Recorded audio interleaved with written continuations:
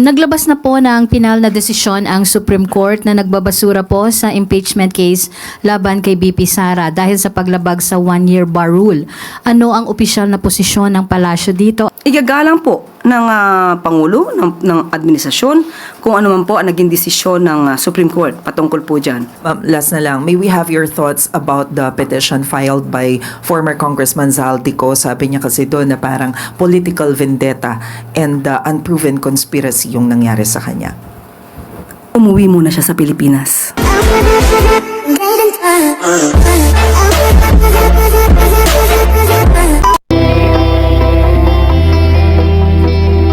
At maaari na po akong tumanggap ng inyong mga katanungan. Unang tanong po mula kay Ann Soberano, Bombo Radyo. Yusek, good afternoon. Naglabas na po ng pinal na desisyon ang Supreme Court na nagbabasura po sa impeachment case laban kay BP Sara dahil sa paglabag sa one-year bar rule. Ano ang opisyal na posisyon ng palasyo dito at paano ito maapektuhan ang legislative agenda ng administrasyon? Igagalang po ng Pangulo, ng administrasyon, kung ano man po ang naging desisyon ng Supreme Court patungkol po dyan. Hindi naman po ito makakaapekto sa mga priority bills na nais ng Pangulo na maipasa. So, muli, ang Supreme Court po ang siyang final arbiter ng mga legal issues. So, nirerespeto po yan ng Pangulo. Yusek, follow-up. May panawagan po ba ang palasyo sa Kongreso, particular sa Kamara, na sa kanilang planong mag-refile o baguhin ang kanilang rules sa impeachment? Trabaho po yan ng Kongreso. Hindi po makikialam ang Pangulo. Yusek, last one. May mga nagsasabi pa na ang ruling ng SC ay dahil sa technicality lamang at hindi pa vindication para kay Vice President Sara. Naniniwala po ba ang administrasyon na ang final ruling na ito ay makakatulong sa pagpapahupa ng political tension sa ating bansa? Makikita naman po at mababasa natin kung ano naging desisyon ng Supreme Court. Hindi po ito patungkol sa paglilinis sa isang issue ng nasabing subject matter sa nasabing desisyon. So kung may pananagutan, sabi nga po ng Pangulo, kung dapat managot, dapat managot. Thank you, Yusek. Salamat po. Next question, Ivy Reyes, Bilyonaryo. Morning po, Yusek. May we have the palace's comment on reports that DNR Secretary Rafael Lotilla is on his way out? Hinahanap pa po ngayon dahil nadinig po ang mga nabanggit sa Senado. Hinahanap po ngayon ay tina-update po ang mga records dito. So mabibigyan ko po kayo ng update kapag po nakapagbigay na po sa akin ng anumang detalye patungkol dito. So we're expecting cabinet revamp anytime soon, Yusek? With regard to the Rigodon, sa ngayon wala po. Pero yung patungkol po kay DNR Secretary, tinitingnan po yan ng Pangulo. So ibig sabihin po, there's a possibility that there's gonna be a change in leadership in the DNR? Titignan po muna kung ano po yung record sa ngayon. Kapag ka po napakita na po sa atin at naibigay po sa atin ng update, ibibigay ko po sa inyo agad. Ma'am, sorry po, clarification lang po. Ano po yung record na tinitingnan po ng palace na i-review po? Ang nasabi po ay nagkaroon na po ng pangatlo na pag-bypass sa kanyang appointment. So, tinitingnan po yung records ngayon ng Pangulo at ng PMS. Tingnan po natin kung ano po ang magiging update tungkol dito. Susunod na tanong po, Alvin Baltasar, Radyo Pilipinas. Yusek, good morning. Yusek, babalikan ko lang yung kanina yung una yung binanggit na kada 2 weeks pinamamonitor ng Pangulo yung progress ng mga proyekto ng every agency. And huwag magsusumite ng false report. Meron bang mechanism, Yusek, para ma-double check na yung ire-report ay tama at hindi mali? And sino yung mag-check nito? Gagawin pa lang po yan kasi napag-usapan lamang po kanina yan at yan po ang nais ng Pangulo moving forward at kailangan hindi lang basta move forward kung hindi dapat na mas maging maayos ang pag-report ng bawat ahensya na may mga proyekto. Yan ang gusto po ng Pangulo. Yusek, doon sa other question, yung business and consumers confidence, yung ano ba sa flood control, medyo na-apektuhan. Naniniwala ba ang palasyo na kapag meron ng nadagdagan yung naipadetene, naipakulong ng mga sangkot sa flood control program, maibabalik ba yung tiwala ng mga negosyante, mga investors? Sa ngayon po, kahit po sabihin natin na iilan pa lamang ang nadidetene at marami na rin po namang warrants of arrest na nai-issue ang korte, sa ating pagkakatingin, nakikita po ng mga investors kung paano po nililinis ng pamahalaan ngayon, kasalukuyang administrasyon, ang ating bansa mula sa korupsyon, sa issue ng pang-aabuso sa pondo ng bayan. Pero kapag ka po mas mapakita pa po ng administrasyon na ito na talaga pong seryoso para mapanagot ang mga sangkot, mas maganda po talaga makita to, hindi lamang po ng mga investors, kundi mismo mga kababayan natin, para makapagbigay po sila ng kumpletong tiwala sa ating Pangulo at sa pamahalaan. Yusek, one last point on my part. Aside from DPWH, meron bang nababanggit ang Pangulo na mga agencies ng pamahalaan na kinakailangan ng agarang address para tugunan yung corruption issues? Sa ngayon, wala pa pong nababanggit sa atin, pero given the situation, binanggit na po natin ang ayaw ng Pangulo na ma-issue ang ibang mga ahensya sa korupsyon. Dapat lamang po sila ay magsumikap at tumupad sa kanilang tungkulin, tuparin ang batas at huwag maging issue sila mismo ang makasuhan ng dahil sa korupsyon. Salamat po. Yes po, Ivan Mayrina, GMA.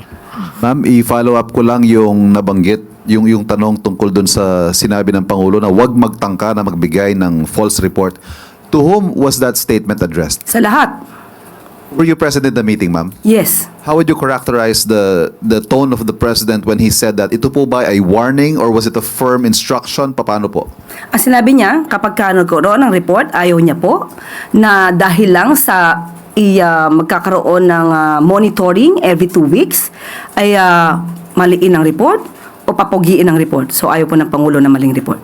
So, presumably meron din pong paraan ng Pangulo by saying that may paraan siya para mas tutukan itong mga proyekto ito. Hindi na mauulit yung mga dati na sinabi na nagawa ito pero hindi pala.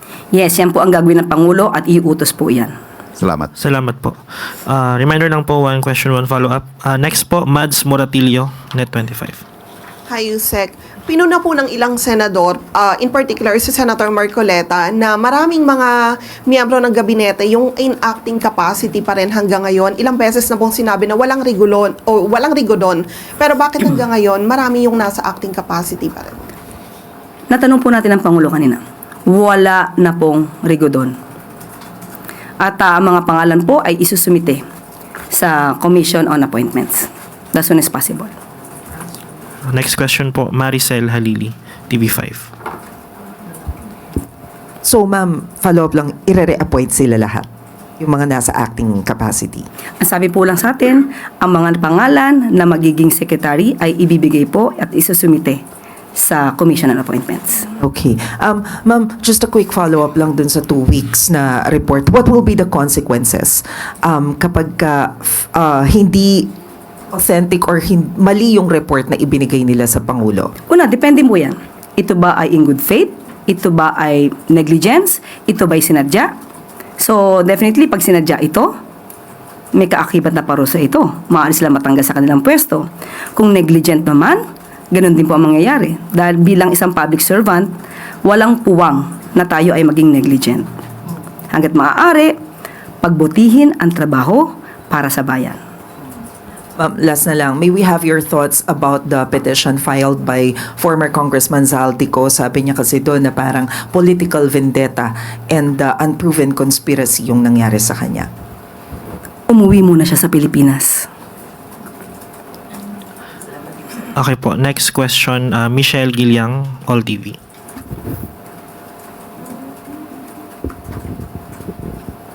Hello po, good afternoon, Yusek. Yung question po is about commuters. MMDA and the DOTR have opposing views regarding the proposal to allow high occupancy vehicles on the EDSA busway or basically allow carpool on EDSA busway. Given that the DOTR has cited the President's directive to make it commuter-focused and pro-mass transit, may we ask if Malacanang will step in to clarify or issue guidance on this matter? Should it be exclusive to buses or be open to cars as well? Nakausap po mismo natin si MMDA Chair, Don Artes, patungkol po dyan. Niliwanag niya po ito. Wala pong opposing views between MMDA and DOTR. Ang sinabi po sa atin ni Chair Don Artes, itong sinabi na maaaring magamit pa ng ibang mga pribadong sasakyan na maraming mga passengers ay isa lamang opinion or suggestion mismo ni GM Nick Torre. Pero hindi po ito ang kabuuang opinion o isasuggest po ng MMDA. So maganda pong suggestion yan, pero maliwanag naman po kung para saan ang EDSA busway. Okay, so right now po kasi ang MMDA, they are studying the proposal to allow carpool on EDSA busway. Sa tingin po ba ng palasyo, kailangan po mag-clarify ng palasyo kung EDSA busway should be exclusive to buses para sa mas maraming pasahero po ba, or be open po dun sa mga vehicles na high occupancy? Bigyan niya po na. Bigay po muna nila kung ano yung inaral nila at saka po magdidesisyon ng Pangulo. Alright po. Thank you. Next question, Evelyn Quiros, Filipino Mirror. Good afternoon, Yusek. Yes, ma'am. At ask ko lang po sana kung how should restitution be computed? Sino po yung nagko-compute nun, and how sure are we na yun nga po yung amount na naamas ng mga involved sa flood control sa gobyerno? Sa ngayon po, ito ay pinaiiral po ng DOJ. So, hayaan po natin ang DOJ ang magpatupad nito at nasa kanilang discretion kung paano nila masasabi na ang mga naibalik na ay sapat o kulang pa. Dahil ang ating pong nadinig mula sa DOJ, nakakapagbalik, pero it doesn't mean po na yun na po ang final na computation para sa pagbabalik ng mga kickbacks.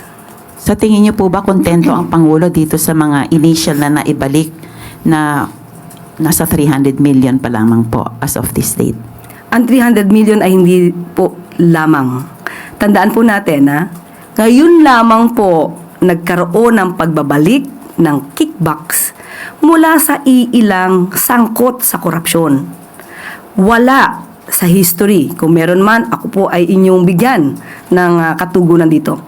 Pero sa ngayon, ang pagkakaalam natin, wala sa history ng Pilipinas na ang mga nagkaroon ng kickback ay voluntaryong nagsole ng milyones na kanilang nanakaw. So, maganda po ito at ini-encourage pa po ng gobyernong ito na lahat ng nais na magbalik ng kanilang mga kickbacks, ibalik nyo na po. Ito ay para po sa bayan. Another question lang po. Yusek, last week, matin na po ng Senate Blue Ribbon si Yusek Olivar. Doon po ay natanong po siya. Subalit, nais ko lang pong malaman, meron din po bang separate investigation na ginagawa ang palasyo? Tungkol naman po dun sa kasama niya dati na na-involve dyan, si Yusek Adrian Bersamin, si Secretary Amina Pangandaman at si dating ES Bersamin po. Katulad ng ating sinabi, moving forward po tayo para sa ekonomiya. Ang lahat ng pag-iimbestiga po ay nasa kamay na po yan ng Ombudsman, DOJ at ng ICI. Alright po, yun na pong huling tanong, Yusek. Salamat. Salamat.